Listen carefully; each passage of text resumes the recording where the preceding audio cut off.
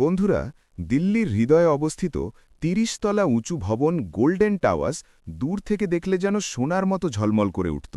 চারপাশে কাচের দুর্ভেদ্য দেওয়াল, বিশাল প্রবেশপথ, সতর্ক সিকিউরিটি গার্ডস এবং দামি গাড়ির লাইন সবকিছু মিলিয়ে এক অতুলনীয় জাঁকজমকের ছবি। এই ভবনের সর্বোচ্চ পেন্ট হাউসে বাস করতেন অর্জুন সিংহ। বয়স মাত্র ২৮ বছর, পেশায় একজন সফল উদ্যোক্তা, যার সম্পত্তির পরিমাণ কোটি কোটি টাকা। কিন্তু তার অন্তরের গভীরতম গোপনীয়তা তখনও কারো কাছে প্রকাশ হয়নি। অর্জুনের পিতা ছিলেন শহরের এক বিখ্যাত শিল্পপতি, যার মৃত্যুর পর সমস্ত ব্যবসায়িক সাম্রাজ্য অর্জুনের কাঁধে এসে পড়েছিল। অল্প বয়সেই তিনি কোম্পানিকে এক নতুন শিখরে তুলে দিয়েছিলেন, কিন্তু জীবনে একটি বড় শূন্যতা ছিল, ঘরে মাতৃস্নেহের অভাব। অর্জুনের মাতা তার কলেজের দিনগুলোতে চলে গিয়েছিলেন, এবং সেই ঘটনার পর থেকে অর্জুনের ভিতরে যেন কোনো অংশ চিরতরে ভেঙে পড়েছিল। তিনি সফলতার শিখরে ছিলেন ঠিকই, কিন্তু সত্যিকারের আনন্দ থেকে বঞ্চিত। এই গল্পে আমরা দেখব কিভাবে একটি সাধারণ মেয়ের প্রবেশ তার জীবনকে পুরোপুরি বদলে দিল, কিভাবে সমাজের বাধা, ষড়যন্ত্র এবং ভালোবাসার লড়াইয়ের মধ্য দিয়ে তারা একটি অসম্ভবকে সম্ভব করে তুললেন, এবং কিভাবে মানবতা এবং সমতার এক অনুপ্রেরণামূলক যাত্রা শুরু হল, যা আজও হাজার হাজার মানুষকে স্পর্শ করে চলেছে। এই ভবনের ঠিক পিছনেই একটি ঘন বস্তিতে বাস করত প্রিয়া। তার বয়স ২২ বছর, শিক্ষা মাত্র দ্বাদশ শ্রেণী পর্যন্ত। ঘরে ছিলেন অসুস্থ মাতা এবং এক ছোট ভাই। প্রিয়ার পিতা ২ বছর আগে এক ভয়ঙ্কর দুর্ঘটনায় প্রাণ হারিয়েছিলেন। তার মাতার ছিল হৃদরোগের গুরুতর সমস্যা। ভাই তখন অষ্টম শ্রেণীতে অধ্যয়নরত। পরিবারকে চালানোর দায়িত্ব নিয়ে প্রিয়া কয়েকটি বাড়িতে কাজ শুরু করেছিল। প্রতিদিন ভোর ৫টায় উঠে জল তোলা, রান্না করা এবং তারপর বিভিন্ন ফ্ল্যাটে ঝাড়ু দেওয়া এবং মোছামুছি করা। একদিন গোল্ডেন টাওয়ার্সের হাউসকিপিং ম্যানেজার তাকে জানালেন যে ওপরের পেন্টহাউসে একজন কাজের লোক প্রয়োজন। বেতন খুব ভালো, কিন্তু কাজ সামলাতে পারবে কি? প্রিয়া কোনো চিন্তা না করেই উত্তর দিল, ম্যাডাম, আমার তো কাজের খুব দরকার, আমি সব কিছু সামলা নেব। কিন্তু সে কি তখন জানত যে তার ভাগ্যের চাকা সেই দরজার আড়ালেই ঘুরতে শুরু করেছে, যা তার জীবনকে এক অভাবনীয় দিকে নিয়ে যাবে? প্রিয়া যখন প্রথম দিন পেন্টহাউসে পা রাখল, তখন তার চোখ ধাঁধিয়ে গেল। সাদা মার্বেলের চকচকে মেঝে, দেওয়ালে দামি চিত্রকর্ম, বিশালাকার জানালা যা থেকে শহরের পুরো দৃশ্য দেখা যায়। দরজা খোলা ছিল, এবং সামনে দাঁড়িয়েছিলেন অর্জুন, পুরোপুরি স্যুট বুট পরিহিত, কিন্তু চোখে এক ধরনের ঠান্ডা দূরত্ব। তিনি সরাসরি প্রশ্ন করলেন, নাম কি? প্রিয়া। আগে কোথাও কাজ করেছ? হ্যাঁ, অনেকগুলো বাড়িতে। অর্জুন এক মুহূর্তের জন্য তাকে মাথা থেকে পা পর্যন্ত পর্যবেক্ষণ করলেন। সেই দৃষ্টিতে কোনো অশোভনতা ছিল না, কোনো খারাপ অভিপ্রায় ছিল না, শুধু ছিল একটি অভ্যস্ত দূরত্ব বজায় রাখার প্রয়াস। ঠিক আছে, কাজ যেন সঠিকভাবে হয়, কোনো ত্রুটি যেন না থাকে। প্রিয়া মাথা নিচু করে বলল, জি সাহেব। দিনগুলো কেটে যেতে লাগল। প্রিয়া প্রতিদিন সকালে এসে নীরবে কাজ করে চলে যেত। অর্জুন অধিকাংশ সময় অফিসে কাটাতেন। ঘরে একটি গভীর নীরবতা রাজত্ব করত। একদিন প্রিয়া লক্ষ্য করল যে ডাইনিং টেবিলে খাবার রাখা রয়েছে, কিন্তু তাতে কেউ স্পর্শ করেনি। দ্বিতীয় দিনও একই অবস্থা। তৃতীয় দিনে সে সাহস সঞ্চয় করে জিজ্ঞাসা করল, সাহেব, খাবার কি আপনার পছন্দ হয়নি? অর্জুন প্রথমবারের মতো তাকে মনোযোগ দিয়ে দেখলেন। আমি একাই খাই, খিদে খুব কম লাগে। সেই উত্তরে তার একাকিত্ব স্পষ্টভাবে ফুটে উঠেছিল। প্রিয়া ধীরে ধীরে বলল, একা খেলে খাবারের স্বাদ তো আসে না সাহেব। অর্জুন কয়েক মুহূর্ত নীরব রইলেন। হয়তো তার মায়ের স্মৃতি মনে পড়ে গিয়েছিল। সেই মুহূর্তে তিনি অনুভব করলেন যে এই সাধারণ মেয়ের কথায় একটি গভীর সত্য লুকিয়ে আছে, যা তার জীবনের শূন্যতাকে আরও তীব্র করে তুলল। এক রাতে প্রচণ্ড বৃষ্টি পড়ছিল। প্রিয়া কাজ শেষ করে বেরিয়ে যাচ্ছিল, ঠিক তখনই বিদ্যুৎ চলে গেল। লিফট অচল হয়ে পড়ল এবং সে সিঁড়িতে আটকে গেল। সেই সময় অর্জুন নিচ থেকে ওপরে উঠছিলেন। তিনি টর্চ জ্বালিয়ে বললেন, তুমি এখানে কেন? জি, লিফট বন্ধ হয়ে গেছে। অর্জুন বললেন, রাখো, আমি গার্ডকে জানাচ্ছি। কিন্তু ঠিক তখনই প্রিয়ার মাথা ঘুরে গেল এবং সে পড়ে গেল। অর্জুন তাৎক্ষণিকভাবে তাকে ধরে ফেললেন। প্রিয়া, চোখ খোলো। তিনি প্রথমবার অনুভব করলেন যে এই মেয়েটি শুধুমাত্র একজন কর্মচারী নয়, সেও একজন জীবন্ত মানুষ, যার যন্ত্রণা এবং দুর্বলতা আছে। তিনি তাকে ফ্ল্যাটে নিয়ে এলেন, সোফায় শুইয়ে দিলেন এবং জল খাওয়ালেন। তুমি ঠিক তো? প্রিয়া চোখ খুলে বলল, জি, আসলে একটু দুর্বলতা এসেছে। ডাক্তারের কাছে যাওনি কেন? প্রিয়া নীরব রইল। অর্জুন তৎক্ষণাৎ বুঝে গেলেন যে এর পিছনে আর্থিক অভাব রয়েছে এবং তার মনে একটি সহানুভূতির তরঙ্গ উঠল যা তিনি লুকিয়ে রাখার চেষ্টা করলেন। পরের দিন অর্জুন নীরবে তার হাতে একটি খাম তুলে দিলেন। এটা তোমার অগ্রিম বেতন। প্রিয়া প্রত্যাখ্যান করতে চাইল।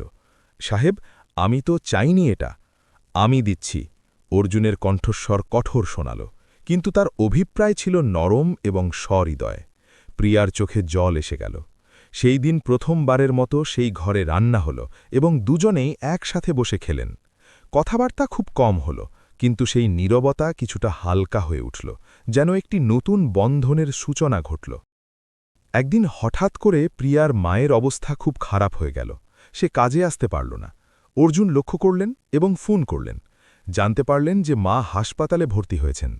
অর্জুন প্রথমবারের মতো একজন কর্মচারীর বাড়িতে পা রাখলেন। বস্তির সরু গলিপথ, ছিদ্রযুক্ত ছাদ থেকে জল পড়ছে, ওষুধের তীব্র গন্ধ, সবকিছু দেখে তিনি স্তব্ধ হয়ে গেলেন। তিনি বুঝতে পারলেন যে প্রিয়া যে হাসিমুখে কাজ করে তার পিছনে একটি নিরন্তর লড়াই চলছে, যা তার কল্পনার বাইরে। ডাক্তার জানালেন যে অপারেশন অত্যাবশ্যক, নইলে অবস্থা আরও খারাপ হতে পারে এবং খরচ হবে ৩ লাখ টাকা। প্রিয়া কেঁদে উঠল, আমার কাছে এত টাকা তো নেই। ঠিক তখনই পিছন থেকে একটি কণ্ঠস্বর ভেসে এলো, আমি আছি। প্রিয়া ঘুরে দেখল অর্জুন। অর্জুন কোনো দ্বিধা না করে বিল পরিশোধ করে দিলেন। প্রিয়া বিস্মিত হয়ে বলল, সারেব, আমি এটা কিভাবে ফেরত দেব? অর্জুন ধীরে ধীরে উত্তর দিলেন, কিছু ঋণ ফেরানো যায় না, শুধুমাত্র পালন করা যায়। সেই দিন হাসপাতালের করিডোরে একজন ধনাঢ্য যুবক এবং একজন দরিদ্র যুবতী একই বেঞ্চে বসেছিলেন। সেখানে কোনো বৈষম্য ছিল না, শুধু ছিল বিশুদ্ধ মানবতা, যা তাদের দুজনকে আরও কাছে টেনে আনল। যখন গোল্ডেন টাওয়ার্সের বাসিন্দারা জানতে পারল যে সিংহ সাহেব তার কর্মচারীর বাড়িতে গিয়েছেন, তখন গুজব শুরু হয়ে গেল। এত নিচে নামলেন কেন? একজন কাজের লোকের জন্য এত খরচা? জানি না কি সম্পর্ক চলছে। সমাজ গল্পের সত্যতা খোঁজে না, তাদের চাই শুধু মশলাদার গুজব। কিন্তু অর্জুন নীরব রইলেন, তার কাছে এসবের কোনো মূল্য ছিল না। একদিন অর্জুনের কোম্পানিতে একটি বড় মিটিং চলছিল। একজন ব্যবসায়িক অংশীদার ব্যঙ্গ করে বললেন, শুনেছি আজকাল আপনি সমাজ সেবায় নেমেছেন, কর্মচারীদের ওপর টাকা উড়িয়ে দিচ্ছেন। পুরো হল হাসিতে ফেটে পড়ল। অর্জুনের চোখ কঠিন হয়ে উঠল। তিনি শান্ত কণ্ঠে বললেন, যদি মানুষকে সাহায্য করা অপরাধ হয়ে থাকে, তাহলে হ্যাঁ, আমি সেই অপরাধী। ঘরে একটি গভীর নীরবতা নেমে এলো, এবং সেই মুহূর্তে অনেকে তার সাহসের প্রশংসা করলেন মনে মনে। গোল্ডেন টাওয়ার্সে আলোচনা এখন গুজব ছাড়িয়ে আরও বড় হয়ে উঠেছে।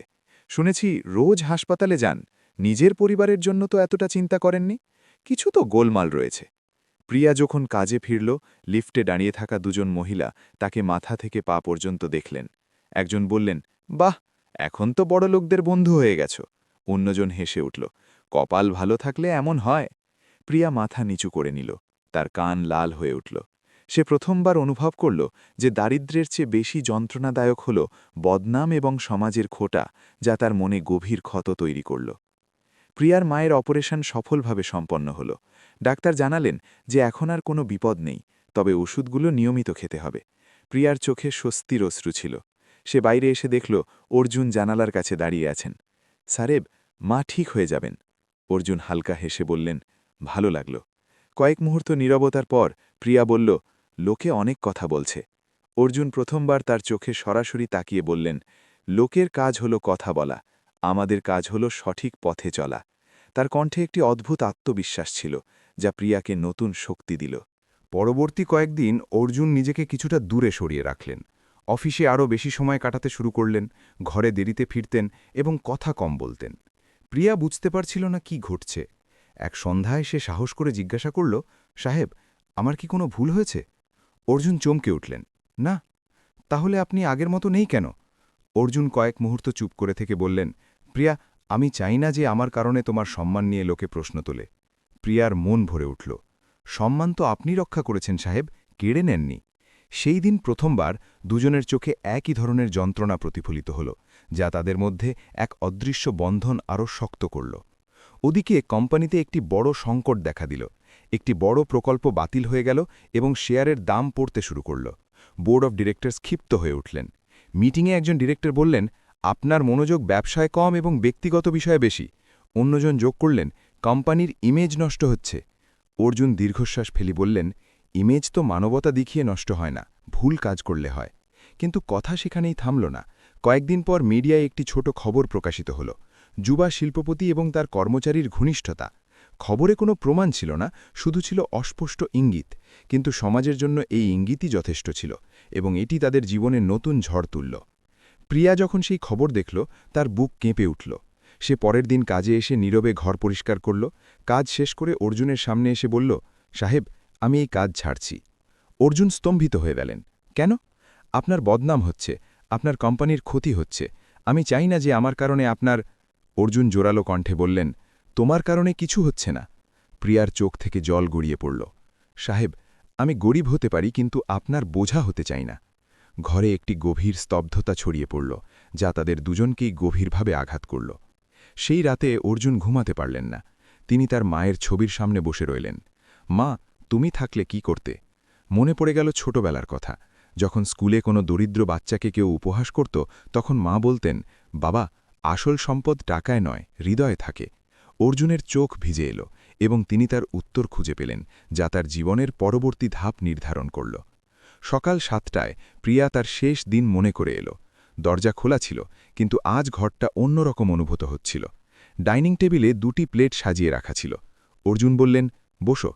প্রিয়া ইতস্তত করে বলল, সাহেব, বসো। দুজনে বসলেন। অর্জুন ধীরে ধীরে বললেন, তুমি কাজ ছাড়তে পারো, কিন্তু একটি সম্পর্ক ছাড়তে পারো না। প্রিয়া বিস্মিত হয়ে বলল, কোন সম্পর্ক? মানবতার সম্পর্ক। তারপর তিনি একটি ফাইল প্রিয়ার দিকে এগিয়ে দিলেন। এটা কি? তোমার নামে একটি ট্রাস্ট রেজিস্টার করেছি, প্রিয়া ফাউন্ডেশন। প্রিয়ার নিঃশ্বাস আটকে গেল। এটা কি মজা করছেন? মজা নয়, এটা সত্যি, অর্জুন বললেন। তোমার মায়ের মতো কত মাতা রয়েছেন যাদের চিকিৎসার জন্য টাকা নেই। আমি চাই আমরা তাদের সাহায্য করি। আমরা? হ্যাঁ, আমরা। তুমি এই ট্রাস্টের ডিরেক্টর হবে। প্রিয়ার হাত কাঁপছিল। আমি তো সামান্য একজন। সামান্য ন, তুমি একজন শক্তিশালী নারী। তুমি তোমার পরিবার সামলেছ, এবার অন্যদের সহায়তা দাও। প্রিয়া কেঁদে ফেলল। সাহেব, লোকে কি বলবে? অর্জুন হেসে বললেন, এবার লোকে দেখবে এবং হয়তো তারা নিজেরাই বদলে যাবে। 1 সপ্তাহ পর একটি প্রেস কনফারেন্স আয়োজিত হল। সমস্ত মিডিয়া উপস্থিত ছিল। অর্জুন মঞ্চে উঠে মাইক্রোফোন ধরলেন। আজ থেকে আমাদের কোম্পানি তার লাভের 20% গরিব রোগীদের চিকিৎসায় দান করবে। এই উদ্যোগের নেতৃত্ব দেবেন মিস প্রিয়া। পুরো হলে গুঞ্জন শুরু হয়ে গেল এবং ক্যামেরাগুলো তার দিকে ঘুরল। প্রিয়া ভয় পেয়ে গিয়েছিল, কিন্তু সে সাহস সংগ্রহ করল। আমি একটি দরিদ্র পরিবারের মেয়ে, কিন্তু যন্ত্রণা ধনী দরিদ্র বোঝে না। যদি আমরা সকলে মিলে সাহায্য করি, তাহলে কোনো মা চিকিৎসার অভাবে প্রাণ হারাবে না। পুরো হল নীরব হয়ে গেল। তারপর ধীরে ধীরে হাততালি শুরু হল, যা ক্রমশ জোরালো হয়ে উঠল। কিন্তু গল্প এখানে থামল না। অর্জুনের এক চাচা, যিনি কোম্পানিতে অংশীদার ছিলেন, তিনি ক্রুদ্ধ হয়ে উঠলেন। একজন কাজের মেয়েকে ডিরেক্টর বানিয়ে দিলি? পাগল হয়ে গেছিস? তিনি আইনি নোটিশ পাঠিয়ে দিলেন, হয় ট্রাস্ট বন্ধ করো, নয়তো কোম্পানির দায়িত্ব ছাড়ো। এটি ছিল অর্জুনের জীবনের সবচেয়ে বড় সিদ্ধান্ত, টাকা, ক্ষমতা নাকি মানবতা। সেই রাতে প্রিয়া বলল, সাহেব, আমার জন্যে আপনি সব হারাবেন না। অর্জুন শান্ত কণ্ঠে উত্তর দিলেন, কিছু জিনিস হারিয়েই মানুষের জয় হয়। সকাল 10টায় অর্জুন অফিসে পৌঁছতেই লিগ্যাল টিম ফাইল সামনে রাখল। অর্জুন শান্ত রইলেন। নোটিশে লেখা ছিল যে কোম্পানির তহবিলের ব্যক্তিগত সামাজিক ব্যবহার কোম্পানির স্বার্থের বিরুদ্ধে। যদি ট্রাস্ট বন্ধ না হয়, তাহলে তাকে এমডি পদ থেকে অপসারিত করা হবে। রুমে নীরবতা। একজন ডিরেক্টর বললেন, স্যার, আবেগ দিয়ে ব্যবসা চলে না। অন্যজন বললেন, শেয়ারের দাম পড়ে যাচ্ছে। অর্জুন চেয়ার থেকে উঠে ধীরে ধীরে বললেন, যদি মানবতা দেখালে শেয়ার পড়ে, তাহলে এমন শেয়ার রাখার কোনো অর্থ নেই। কিন্তু ভিতরে ভিতরে তিনি জানতেন যে এই যুদ্ধ সহজ নয় এবং এটি তার ধৈর্যের পরীক্ষা নেবে। প্রিয়া অফিসের বাইরে বসেছিল। তাকে ভিতরে ডাকা হলো। প্রিয়া, তুমি জানো যে এই মামলা আদালত পর্যন্ত যেতে পারে? প্রিয়ার হাত ঠান্ডা হয়ে গেল। আমার কারণে? তোমার কারণে কিছু নয়, এটা চিন্তাধারা পরিবর্তনের মূল্য। প্রিয়ার চোখ ভরে এলো। যদি আপনার কিছু হয়ে যায়, আমি নিজেকে ক্ষমা করতে পারব না। অর্জুন প্রথমবার কড়া কণ্ঠে বললেন, প্রিয়া, তুমি আমার দুর্বলতা নও, তুমি আমার শক্তি।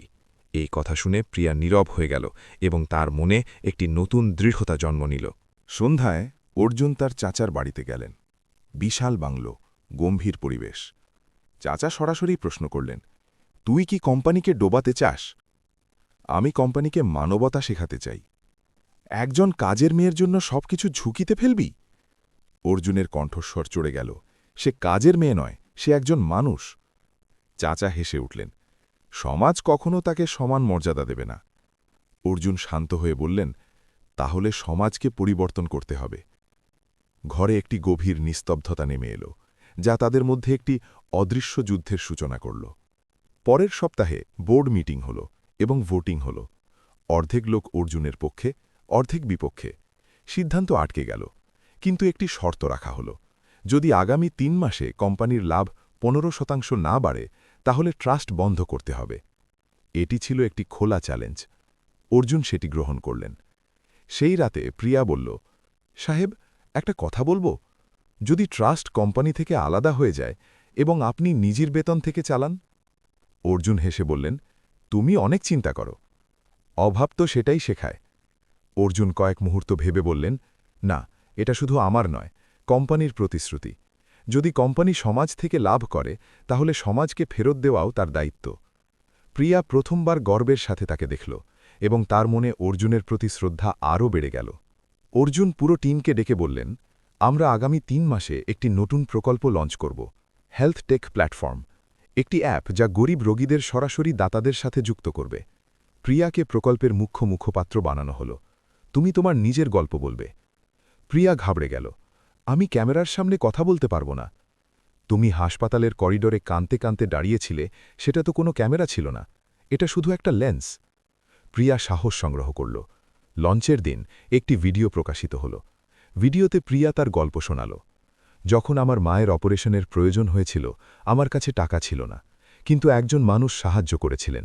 যদি সেদিন তিনি না থাকতেন, তাহলে আজ আমার মা বেঁচে থাকতেন না। প্রত্যেক মায়ের বেঁচে থাকার অধিকার রয়েছে। ভিডিওটি ভাইরাল হয়ে গেল। সোশ্যাল মিডিয়ায় লাখ লাখ ভিউ হল। মানুষ লিখছিল, এমন শিল্পপতি দরকার, এটাই আসল সম্পদ। 3 সপ্তাহের মধ্যে অ্যাপে কোটি কোটি টাকা দান জমা হল এবং কোম্পানির শেয়ারের দাম আকাশ ছুঁয়ে গেল। মিটিংয়ে যখন সমস্ত তথ্য উপস্থাপিত হল, চাচা নীরব হয়ে গেলেন। একজন ডিরেক্টর বললেন, স্যার, ব্র্যান্ডের মূল্য দ্বিগুণ হয়ে গেছে। যখন সবকিছু ভালো যাচ্ছিল, তখনই একদিন কোম্পানির সার্ভারে একটি সাইবার হামলা হল। অ্যাপের ডেটা হ্যাক করার চেষ্টা করা হল। মিডিয়া আবার প্রশ্ন তুলল, এটা কি পাবলিসিটি স্টান্ট? দানের টাকা কি সুরক্ষিত? সন্দেহের তীর আবার ঘুরে এলো। প্রিয়া ভেঙে পড়ল, সব আমার জন্য। অর্জুন তার কাঁধে হাত রেখে বললেন, ঝড় তো আসবেই, কিন্তু সেই গাছই টিকবে যার শিকড় শক্ত।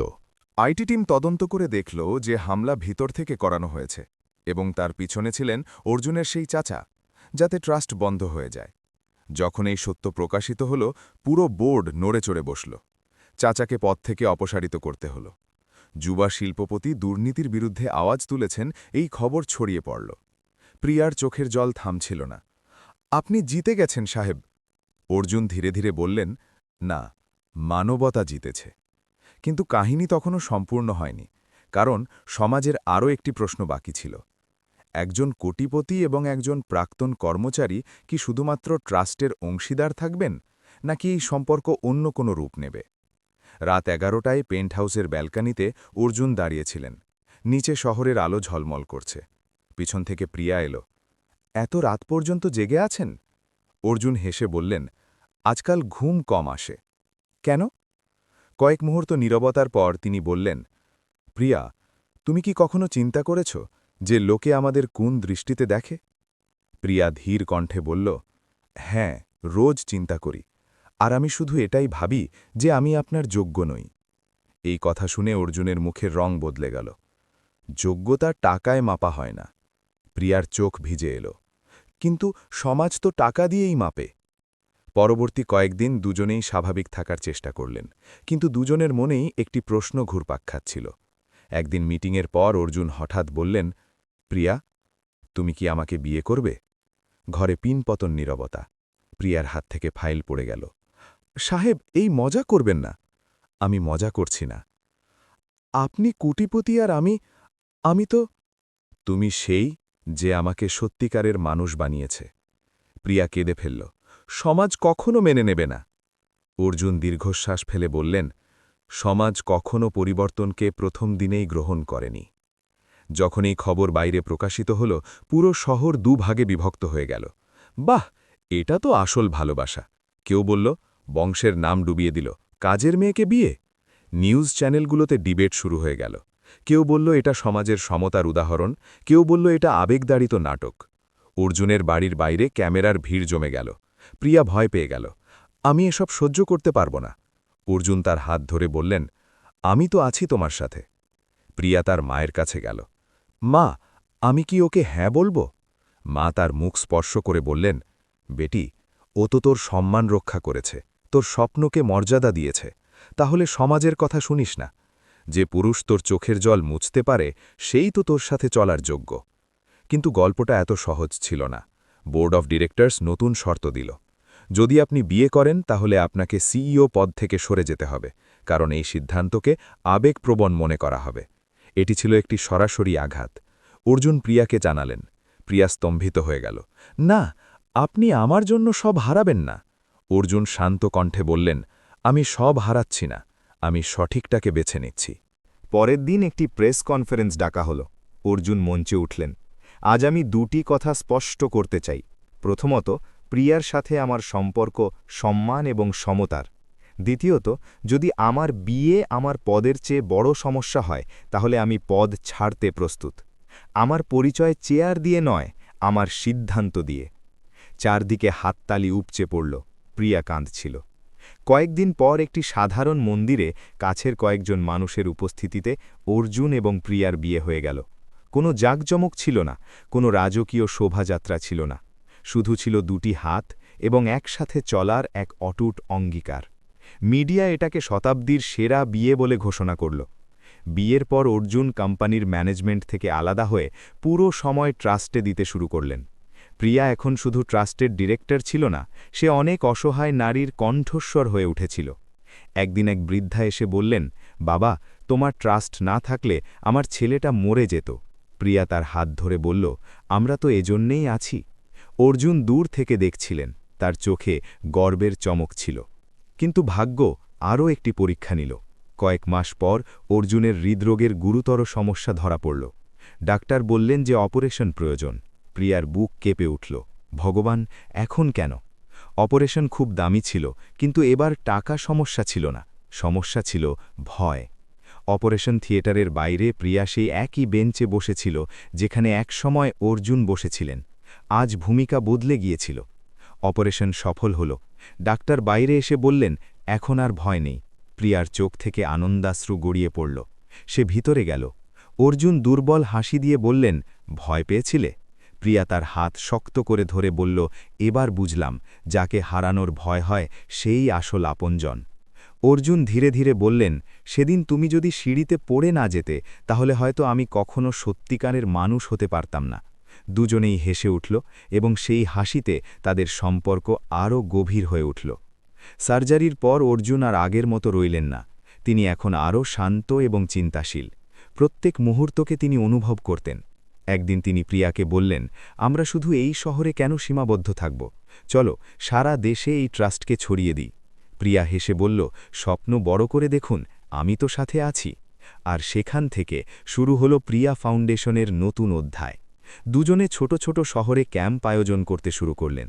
গ্রামে যেখানে মানুষ চিকিৎসার জন্য 50 কিলোমিটার দূরে যেতে হতো, সেখানে তারা পৌঁছে গেলেন। এক গ্রামবাসী বৃদ্ধ বললেন, বাবা, আমরা তো ভাবতাম বড়লোকরা শুধু নিজেদের জন্য বাঁচেন। অর্জুন উত্তর দিলেন, ধনী সে নয় যার কাছে টাকা আছে, ধনী সে যে বিলিয়ে দিতে পারে। প্রিয়া বাচ্চাদের ঔষধ বিতরণ করছিল। কেউ একজন ফিসফাস করে বলল, দেখো, কখনো কাজের লোক ছিল, আজ কত মানুষের সেবা করছে। এটি খুঁটা ছিল না, এটি ছিল সম্মান, যা প্রিয়ার মনে নতুন উৎসাহ জাগাল।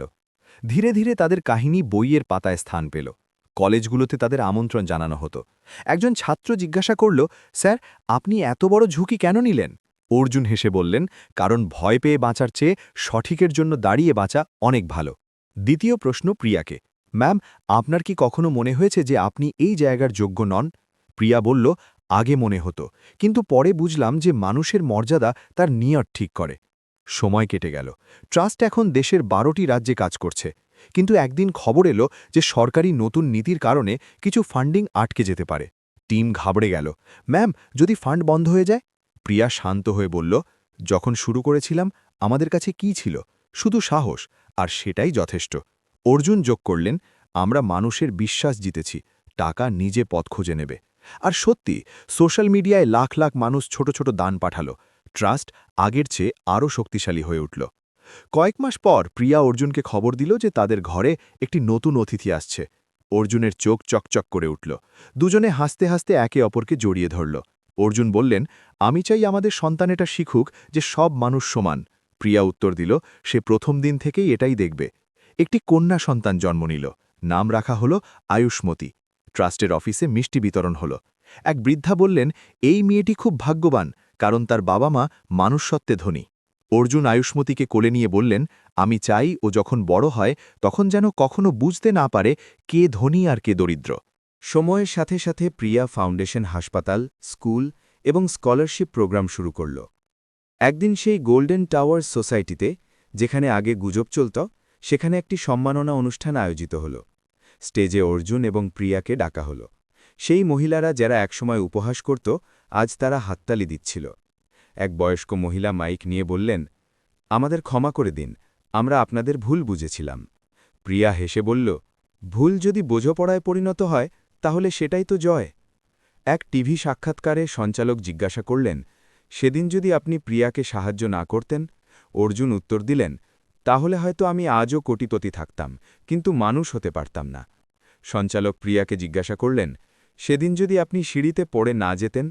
প্রিয়া হেসে বলল, তাহলে হয়তো আমি আজও কর্মচারী থাকতাম, কিন্তু স্বপ্ন দেখতে ভয় পেতাম। এই গল্পটা শুধু একটি বিয়ের ছিল না, বা শুধু একটি ট্রাস্টের নয়। এটা ছিল সমতার, সাহসের এবং সেই সিদ্ধান্তের যা সমাজের চিন্তাধারা বদলে দিতে পারে। লোকে আজও বলে যে এক কোটিপতি ছেলে তার কর্মচারীকে বিয়ে করেছে, কিন্তু যারা তাদের চেনে তারা বলে একজন মানুষ অন্য একজন মানুষের হাত ধরেছে এবং ইতিহাস রচনা করেছে।